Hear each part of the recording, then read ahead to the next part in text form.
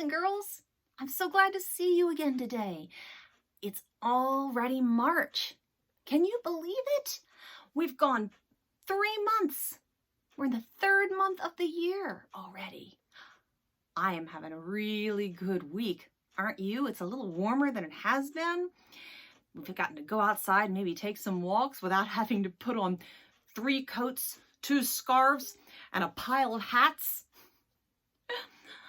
We've got some good stories and some songs to do today, and I'm really excited to share them with you. So let's go ahead and sing our opening song so we can get started. What do you say? Clap your hands if you love stories. Clap your hands, I know you do. I'm so glad that we could be together. Glad to share a story time with you. Now I have a story about an old woman and a kitten. We'll pretend that Mr. Cat here is a lot littler than he actually is.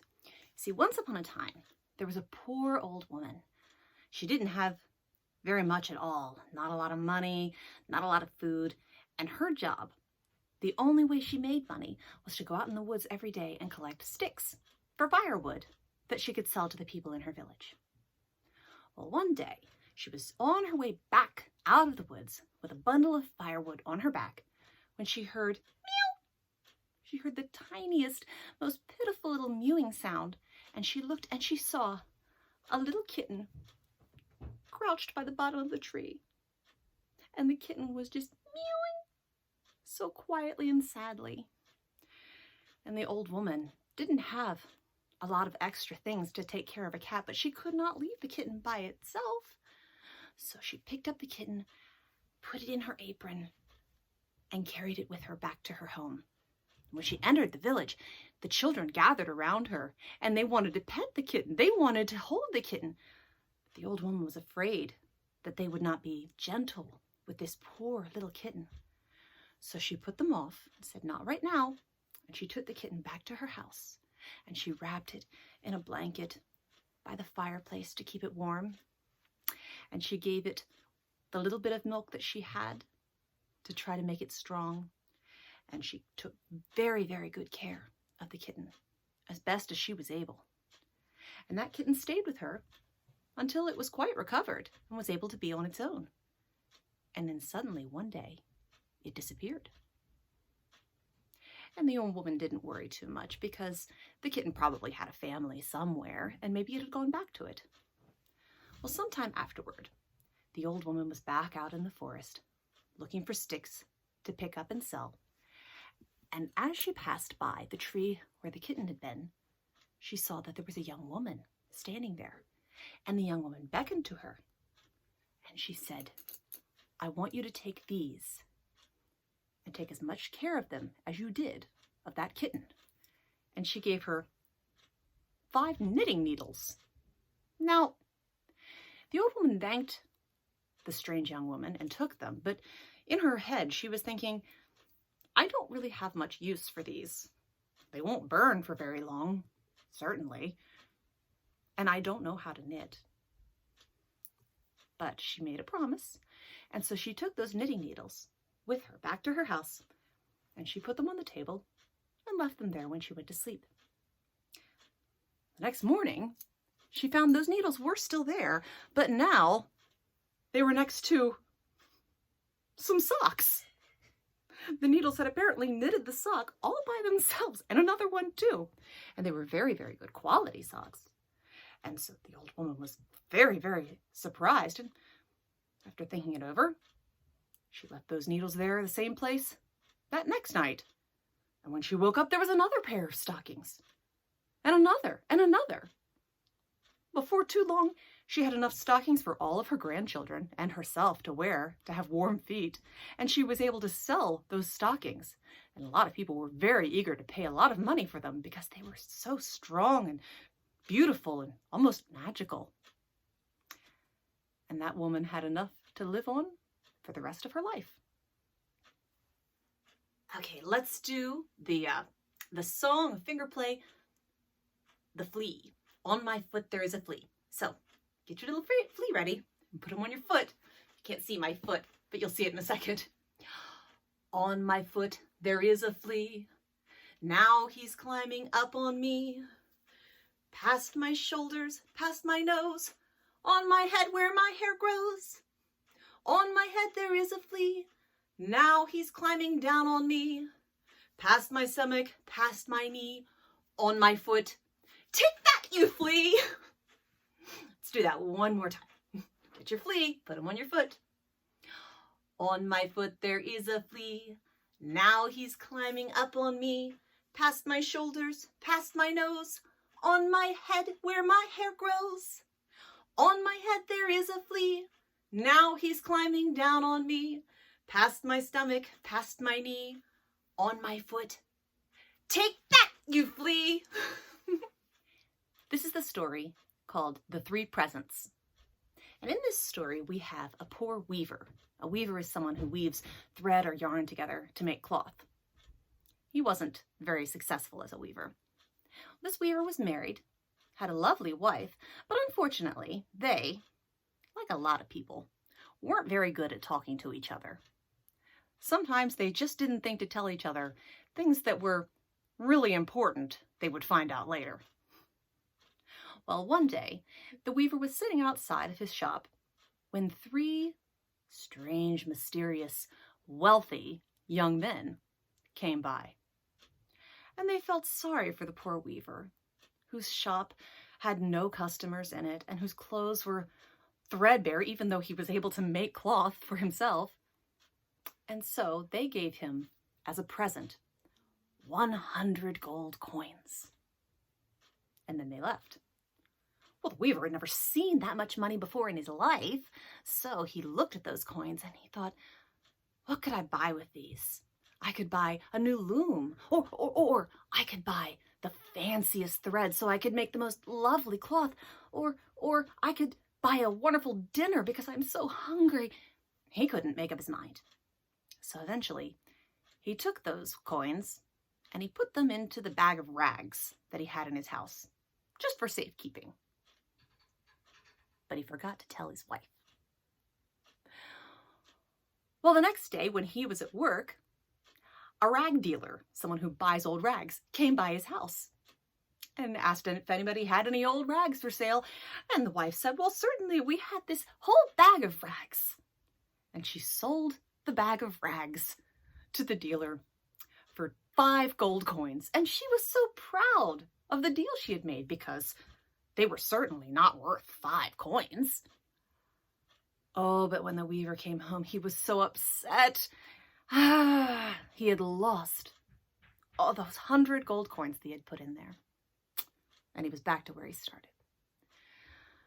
A year later, those 3 strange, mysterious, wealthy young men came by again, and they were surprised to see that the weaver was in exactly the same position as the first time they'd been there. His clothes were no better, his shop looked no better, and he still looked just as poor as he had been. He explained what had happened, and they sighed, but they said, here, and they gave him another 100 gold coins, because they were very nice young men. And then they left. Well, again, the weaver looked at those coins and said, I don't know what I should do with these. Maybe I should make my shop bigger and nicer and brighter so I'll have more customers. Or there are an awful lot of mice around. Maybe I should buy a cat. I just don't know. And so this time he decided he wasn't going to put the coins in the rag bag. He had learned his lesson about that.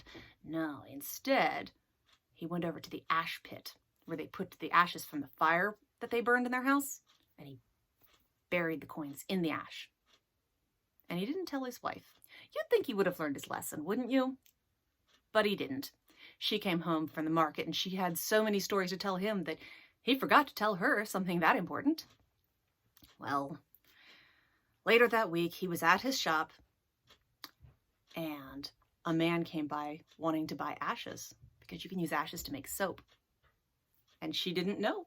So she took a bucket out to the ash pit, dug up the ashes, and sold them to the ash man. Again, the weaver was so upset. He had lost the coins, and he couldn't be too mad at his wife because he was the one who'd forgotten to tell her they were there. but he was still upset. Well, another year came by, and along came those 3 strange, mysterious, rich young men. And they expected that weaver to be better off this time, but no, there he was, sitting in that tiny shop without any customers in his old clothes. And he tried to tell them what had happened, but this time, well, they weren't quite as patient with him. They said, "We keep giving you gifts and you keep losing them. It's like giving salt and pepper to a bird. You have no use for what we're giving you. Here." And they gave him a piece of lead. Just a heavy-looking rock. And they left. Well, the weaver picked up that lead and thought, I should hold on to this, just as a reminder to talk to my wife more often. And he put it on the windowsill, just as a reminder, so he would always be able to see it. Well, soon afterwards, his neighbor came by. His neighbor was a fisherman, and the fisherman was getting ready to go out fishing with his net, and he said, "Would you happen to have any heavy rocks or stones that I could buy to weigh down my net so I can catch some fish?" Well, the weaver looked around and said, "You can borrow my lead. I do want it back, I think, but you can use it." And so the fisherman said, "Thank you. I will pay you back for this favor." And the fisherman went off, and he caught so many fish with that lead. So when he brought it back, he brought back the first fish he had caught for the weaver. And it was the biggest fish. And the weaver said, no, I can't take that fish. But the fisherman insisted. And so he took that fish, he did. He put the lead back on the windowsill, and he started to cut the fish up for dinner that night. Inside the fish, there was another rock. It was bigger than the piece of lead. He thought, well, it can go in the same place, and he took the rock and put it next to his lead. But that night, when the sun went down and the moon came up, he was surprised to see that in the glittering light of his fire, that new large rock glittered and shone and sparkled. The next evening, a nobleman was riding by, and the nobleman said, "I would like to buy that rock." And the wife came up to him and said, saying up to the weaver and said, "I don't think you should sell it. I think that we need to learn a lesson, but I'm not sure what." And the weaver said, "I'm sorry, this stone is not for sale." But the nobleman insisted. He said he had to have that sparkling rock. And he offered him 10 gold coins. And they shook their head. They offered them 20. And they said no. And eventually, that nobleman bought that rock. They finally sold it to him for 1,000 gold coins. And when he left with the rock, the weaver and his wife looked at that pile of gold coins, and they were amazed. And the weaver said, "Maybe I was smart to not tell you about those piles of gold coins before." And the wife said, "Maybe this pile of gold coins that we have now, you should be thanking me for." All right, so it is March. And in March, if you look around, we're celebrating St. Patrick's Day, so you will see an awful lot of the color green. We're going to sing a song about some frogs, because a lot of frogs are green. Maybe not all frogs. Some frogs are brown, but we're going to sing about 5 green speckled frogs, all right? 5 green and speckled frogs sat on a speckled log, eating a most delicious fly. One jumped into the pool where it was nice and cool. Then there were 4 green speckled frogs. 4 green and speckled frogs sat on a speckled log, eating a most delicious fly. One jumped into the pool where it was nice and cool. Then there were 3 green speckled frogs. 3 green and speckled frogs sat on a speckled log, eating a most delicious fly. One jumped into the pool where it was nice and cool. Then there were, how many? 2 green speckled frogs. 2 green and speckled frogs sit on a speckled log, eating a most delicious fly. One jumped into the pool where it was nice and cool. Then there was one green speckled frog. One green and speckled frog sat on a speckled log, eating a most delicious fly. We jumped into the pool where it was nice and cool. Then there were no green speckled frogs. Well, I hope that you liked our stories. I hope you had a good time today. And I hope that this coming week is the best week ever. You think you can try to have the best week ever for me? Do some amazing things. Try to do something amazing every day. What do you think? Just one amazing thing each day. Maybe it'll be making the most incredible drawing. Maybe it'll be making a lunch that you've never had before. Try a brand new food. Maybe it'll be your new favorite food. I don't know what your favorite things to do are. I don't know what you're really good at doing, but whatever it is, you do it this week, okay? I will too. And for now, let's start by stretching up so that we're the tallest thing in the room. How about that? Reach for the ceiling. You too, kitten. And touch the floor. Stand up again. Let's do some more. Touch your head. And now your knees. Up to your shoulders. Like this, you see. Reach for the ceiling. And touch the floor. That's all there is. There isn't any more. You have anything else to say? Bye-bye.